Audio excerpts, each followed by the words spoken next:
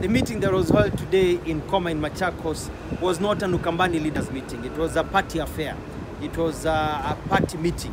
And we've been vindicated. And you've seen that the meeting was full of insults, derogatory comments, chest stamping. It was basically a meeting meant to revive the failing career of an individual. It was not discussing the welfare of our people. I mean, look at the meeting. There was no discussion on development. There was no discussion about economic welfare of over 4 million Kambas in this country. There was no discussion on how to actually forge together a process of economic empowerment. It was all about a certain party affair and a certain individual. You know, it is a tragedy that in our continent, that leaders will cling on to power, until they are forced out. And that is why Africa continues to be a poor continent. But we, the majority young people, know that leadership is not given, it is taken.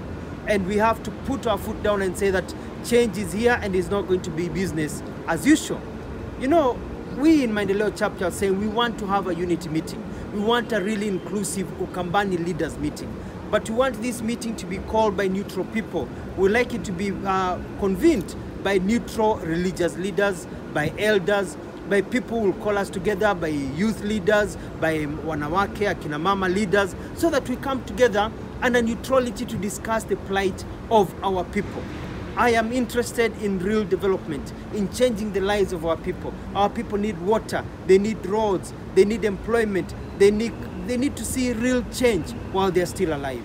That is why I'm looking forward to joining hands with my fellow governors, Kibwana and Governor Charity Ngilu, in coming up together and sitting down and planning. And we hope to meet maybe in the next week or next week but one, so that we can show our people a sense of direction that comes through development.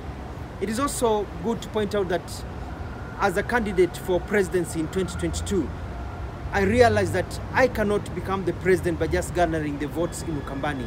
I have to get votes across the country. So Maendeleo Chap leaders will be touring the country, selling our agenda so that we can start getting those votes, so that 2022 we can continue as the 5th president of the Republic of Kenya, changing lives. That is what matters, changing the lives of our people, not sycophancy, not trying to lift a few people up.